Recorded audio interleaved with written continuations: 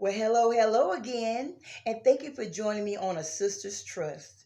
This has been a day, but we're going to get this lesson done. So when I left earlier, we want to talk about having faith, and I have faith that this is going to actually work out.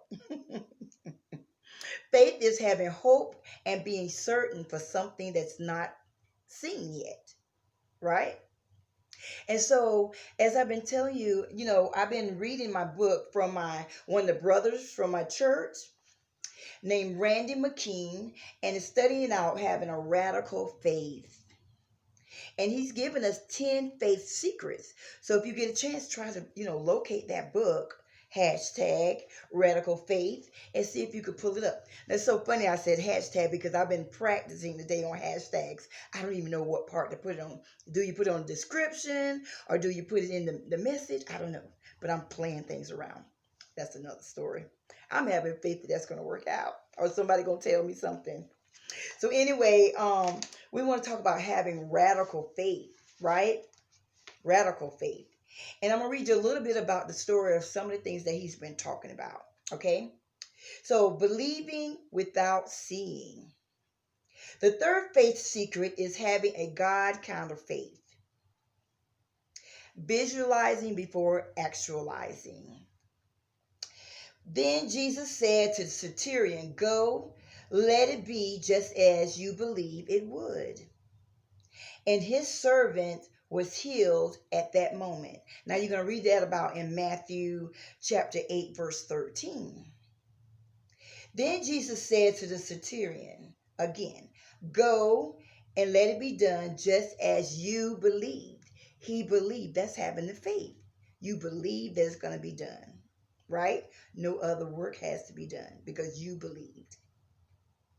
The centurion had most certainly already heard about Jesus, and he may even seen him touch a man or cure him, but absolutely had never seen or heard Jesus healing somebody from a distance.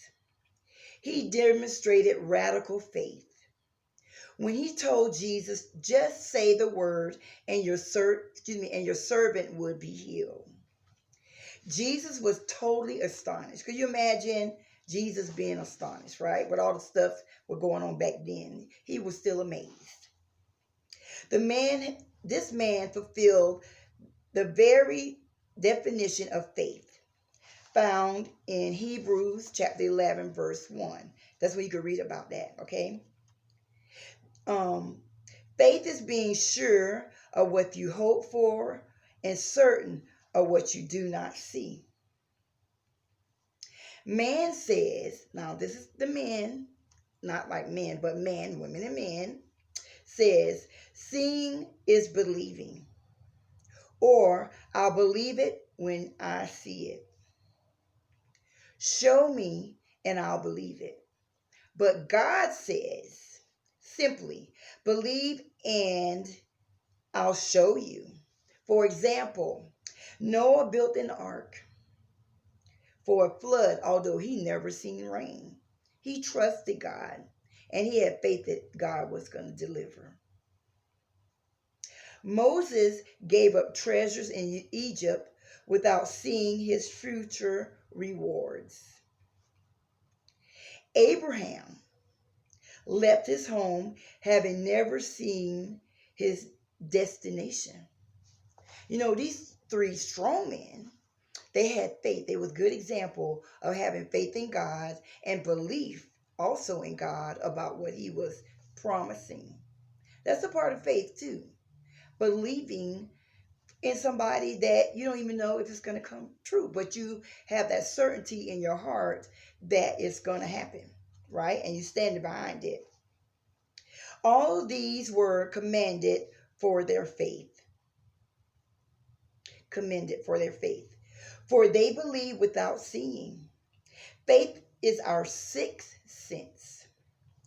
It must guide our lives over and above all other senses. So it's telling us it needs to guide us above all other senses as our faith. For example, seeing, hearing, smelling, touching, and tasting. It must especially dominate our sense of sight. After all, is a faith greatest sight is faith's greatest enemy because it makes us limited. The mystery of how faith works is unlocked in Romans chapter 4, verse 17. So go back and read Romans chapter 4, verse 17. As it is written, I have made you a father of many nations. He is our father in the sight of God in whom he believed. God who has given life to the dead, to this dead and calls into the things that were not. Okay? So he's given life to the dead and called things that were not.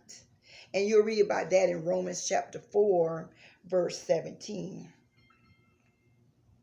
It says, and I'm going to read to the end of the passage because I think you're going to get a lot of insight once you kind of go and you, once you go and you kind of look these scriptures up, okay? The end of the passage of this passage can be literally, I am getting so tongue-tied today, I don't know what to go. But anyway, I'm going to keep it moving. It calls the things which we do not exist as existing. God calls things that do not exist as if it did exist. God calls things that are not as if they were. This is a God kind of faith. God has demonstrated for us his use of faith. First, he thinks. Okay, so he first thinks, right? Then he speaks confidently about the future reality as if it was, okay? So God thinks. So he gives us the example.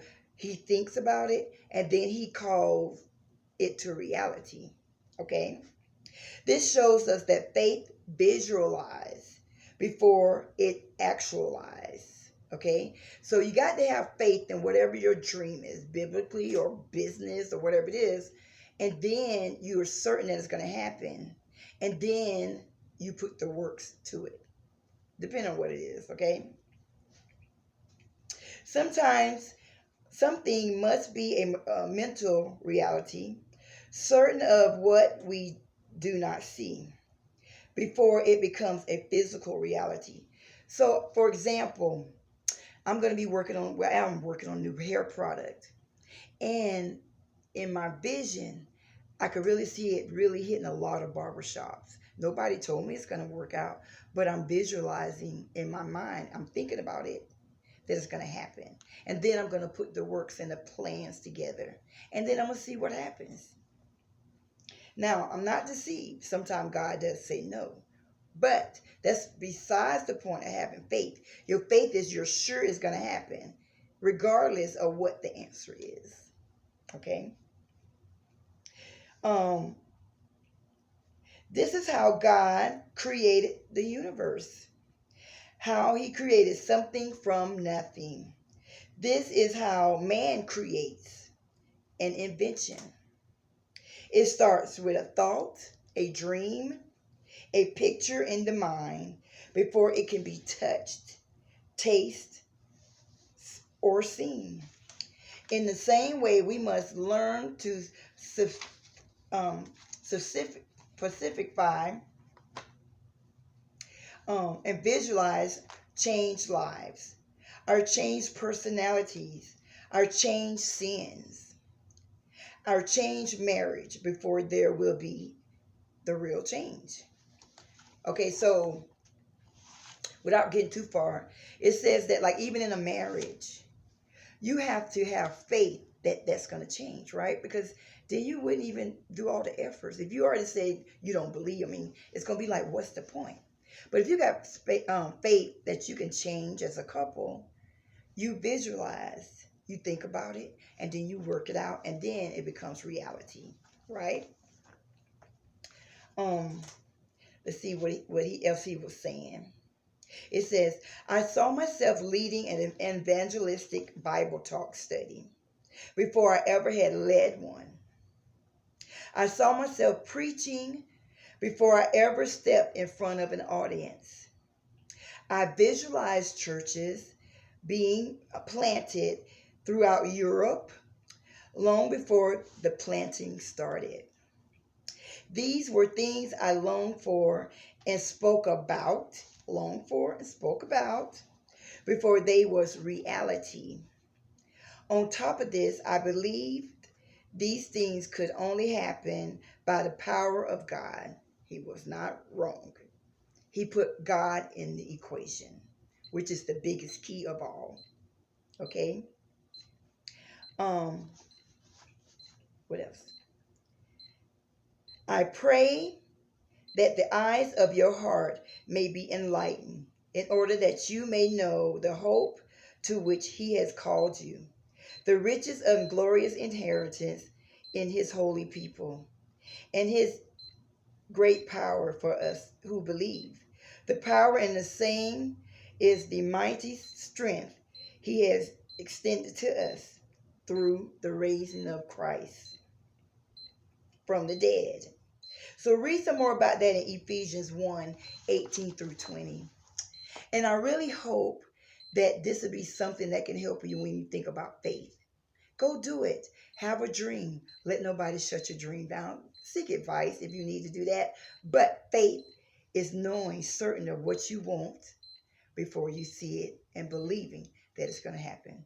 Thank you again for joining me on A Sister's Trust. I love you all, and y'all have a great afternoon. Bye.